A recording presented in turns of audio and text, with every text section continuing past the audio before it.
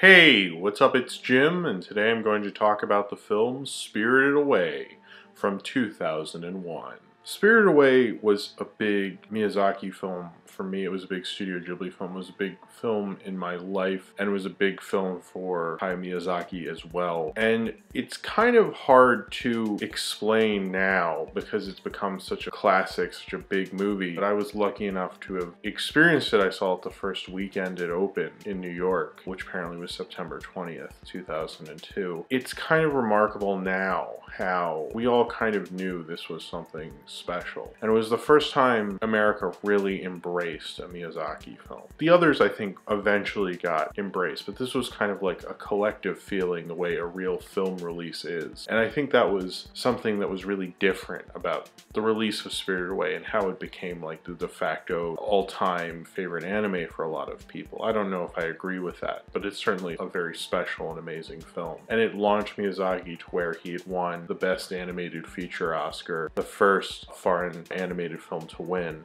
and the longest animated film to win also. It's kind of an epic. It's more of what you'd consider maybe genre Miyazaki, but an older, more experienced director doing that after the lessons he's learned making a giant epic film. It's different from Kiki and Totoro and films that you could compare it to because it has so much more of a bigger scale, a director who knows more of what he's doing into that experience and showing the master storyteller he was. It was a real wonder to behold this film. It was a wonder to live at the time when this film was occurring. Movie. It's always a film that gets me very emotional and has a power over me that I don't think any other film really does in the same way. Chihiro and her mother and father are driving to their new house after they've decided to move from their old house, and they take a shortcut to get to the house, and they stumble upon an entrance that looks like an old building, like it might be an abandoned amusement park. And then Chihiro and her parents go through there, and eventually Chihiro's parents smell amazing food. They find this food in a restaurant, but they don't see anyone, so they just start eating and figure, like, well, we have money and credit cards, so we should be fine, and we'll pay them when they get there. Which, by the way, I think is entirely, like, kind of reasonable. People say they stole, but they were willing to pay. I just think we should bring that one up, because I understand they stole and they're very presumptive, and that's not great, but if the bill had come, I think they would have paid. I mean, they did eat a lot of food. That was gross.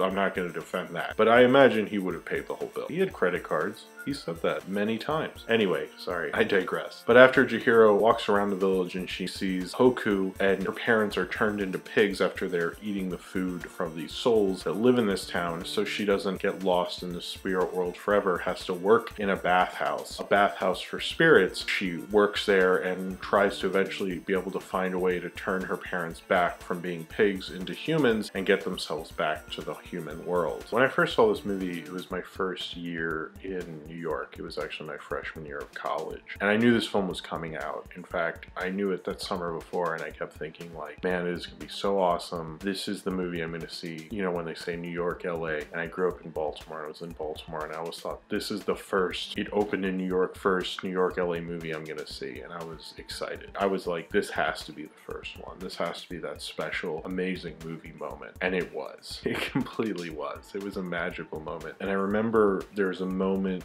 when Chihiro is on the train and it's really quiet, and it's just such a beautiful moment. It was in a theater with my friends and all these kids, and there was nothing. It was completely silent. Like, the movie was on, so it wasn't like completely silent, really. That he had spellbound all these kids. That's the power of movie making. One of the things about Spirited Away that makes it so good is that you understand the character of Chihiro. This film doesn't have a normal structure. It has a lot of crazy things going on, and it shows how someone like Hayao Miyazaki knew how to direct this in a way that it worked exactly right, and it works exactly how it should. So this all fits together. Apparently, originally this film was like 3 hours. What's interesting when I think of the auteurism of Studio Ghibli is that when you think of Scorsese, Spielberg, people like that, their films get longer as they get older. And it feels like Miyazaki and Takahata do that as well. It's like a natural evolution if you have a lot of power and you're a big successful director. What he did is he cut it down. He cut out all the weirder things that were more about like setting and more about just showing off an odd creature or things like that, and made it more just about the story of Chihiro. When I think about this film, I don't think about all the crazy characters.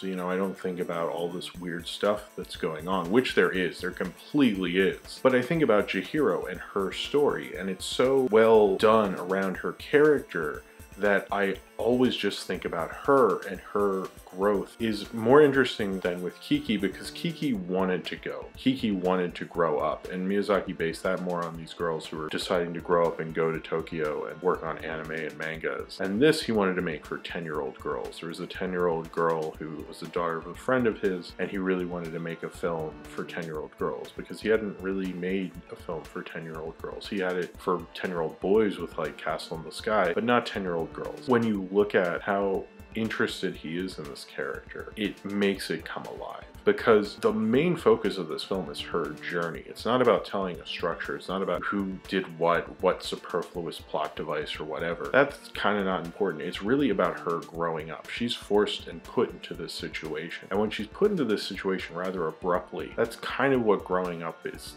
really like. A lot of times in life, you will not be thrown this nice little introduction. You will just have to grow up and learn to deal with it. And that's something I love about this character, is that she grows up through this story and she becomes more of an adult. It's really about becoming an adult. Spirited Away has that all throughout it. It's not as conscious about it because it's having these really kind of episodic stories going on through it. So you almost can just be into the various stories, but then when you're watching it, you realize through this story, you feel like you're going on this journey with her. It feels very personal. It feels very intimate. There's no bullshit shots of like, look at the bathhouse and all these floors and shit. Like, there's none of that. And I think that's why Miyazaki's such a great director, because a lot of people will get so focused on the setting and the mystical world and all this crap and not care about the character. But Spirited Away is like the opposite. It's almost like he was like, I have all this grandeur I can do. I have all this money. I have all these things that I can make this film whatever I want it to be. He almost always cares about the character. And Chihiro, her character arc is so strong, almost like he doesn't care about the other characters as much. But it works so well. I feel for her, I feel that struggle, that journey with her, because we are with her. It does feel that intimate. When Spirited Away came out, my freshman year of college was actually kind of rough. I didn't have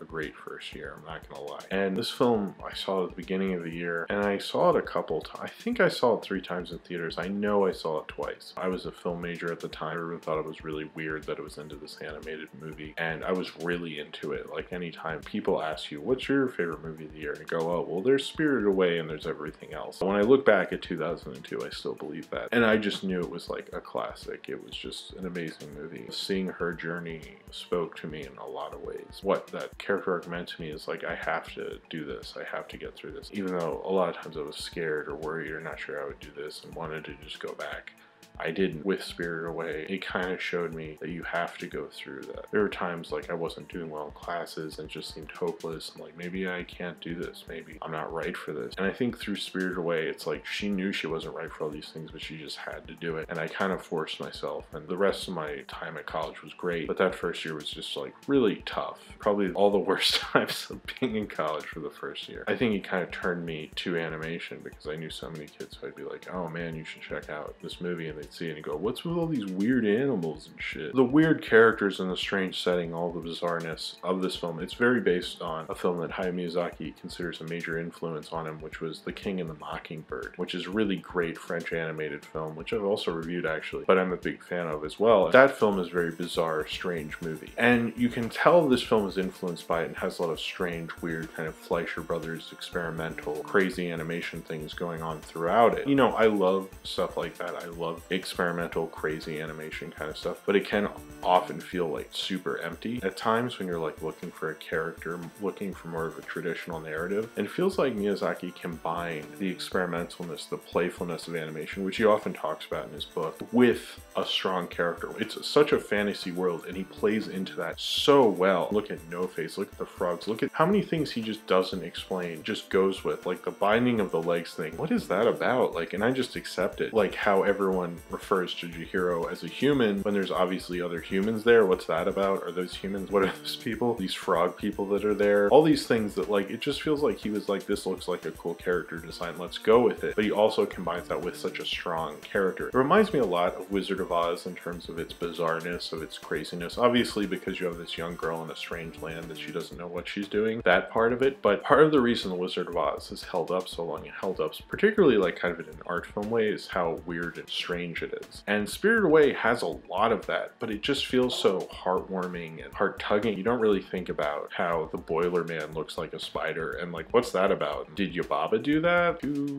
did that? You don't think about that. What I've always loved about Spirited Away is just that I almost accept all those things, and you kind of accept them as you were when you were a kid. You're like, oh yeah, he's like a guy, he's a boiler guy, he's got soot that he casts a spell on and they work for him and stuff. And it kind of takes me back to being a kid with animation, when I'd watch a show and my dad would laugh at something. I'd be like, what do you mean? I've accepted this. This is the cartoon. And I think Spirited Away can do that with having that strong element in it, because Chihiro is so well written, but it's so classy, it's so well told, it's such a story that understands everything that it influenced. And I think that's why everyone was taken aback by it in America, because it's very postmodern. It cares about all that, but it doesn't. It's like primary concern is the character, but the setting around it you can tell they had fun with. That time when she's in the elevator with the radish spirit and the doors open and you just see that floor, and it's kind of like the wonder of that floor. It kind of just builds the mood and the mystery for the scene with Yubaba. That's important for the setting, but he doesn't go too far with the setting stuff. But you can tell he wants to have fun with it, even though he's not going to go too far with it. He's going to do it just right. It just felt like such a careful, skilled filmmaker coming off of his biggest success to have an even bigger success with this, both financially and critically. I think this is the highest grossing Studio Ghibli film. It is maybe the finest example of the genre of Hayao Miyazaki and the genre of Studio Ghibli, if I was going to speak in it in genre terms, which I don't know if that really works. But the other thing I think when I saw this film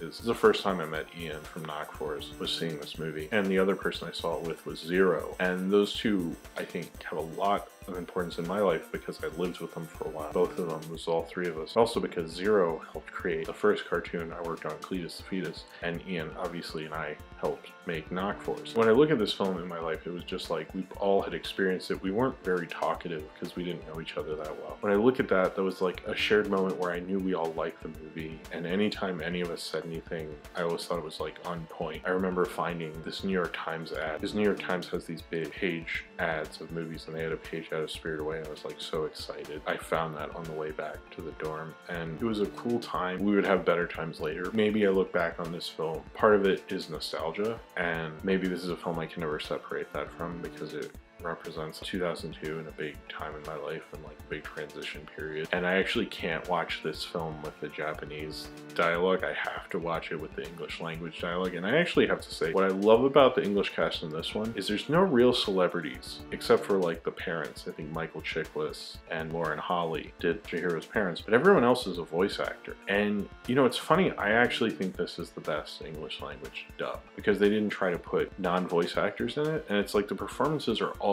really good. It's almost like they all knew this was a big deal they were doing this. John Lasseter helped direct all the voice acting, and actually Disney paid for 10% of the budget of this film as long as they could have the first refusal rights. They could refuse releasing in America first, which is like, the more I research these, I'm starting to get why Ghibli didn't want to work with Disney anymore. But they actually did help pay for this, which was a first. Lasseter helped campaign for this and actually helped it win Best Animated Feature. It was against Lilo and Stitch, and actually the actress who did Chihiro in the English language dub also did Lilo and Lilo and Stitch, so she had a big animation year. Part of the power of this movie is beyond just nostalgia for me, but I think the fact that I watched this several times before I shot this, and each time at the end, feeling in my gut and the emotional feeling and taking me both back to that time. But I really don't watch this enough, and watching it I was like, God, I should watch this every year. For the first time I saw it, I knew it was a classic movie, and every time I've seen it I was like, this is just, it's an amazing piece of animation. I don't know if Miyazaki made another film as good as Spirited Away afterwards. I don't think he did. The films after that were really good, but I think this is his last major classic, and it's a major classic in animation, but it's a major classic in fantasy. He understands the fantastical element, and that's just there.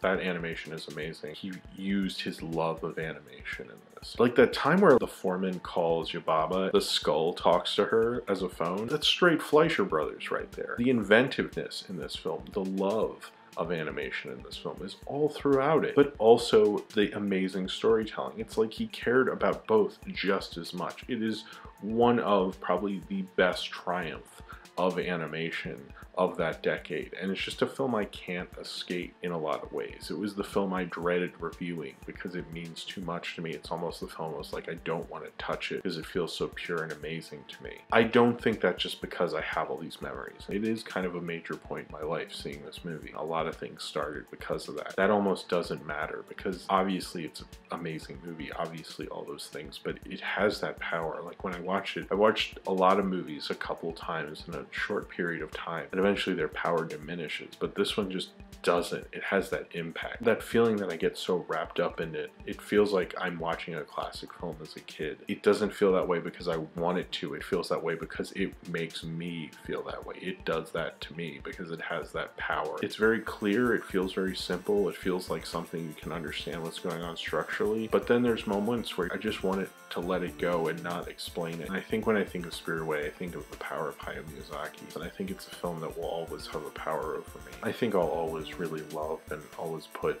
as one of the best, not just animated films, but one of the best like fantasy kids films you can ever think of. It does everything that Kiki does. It does a lot of things that his other films do, but it's just the expert storytelling and the amazing animation and the whole package. It's just a sight to see and a sight to be enveloped in. And it's something that can change your life, but can also just be an amazing time at the movies, an amazing story to behold. And I think it shows how great Hayao Miyazaki can possibly be, and it shows him at the height of his powers, telling one of the best stories he's ever told. So if you have seen Spirited Away and you would like to talk about it, then comment below in the comments and subscribe if you would like to. Check out my other Studio Ghibli reviews in my Studio Ghibli review playlist. We're almost done. It's only 2 more Hayao Miyazaki reviews I'm going to put out after this one. I hope to see you then, and thank you for watching.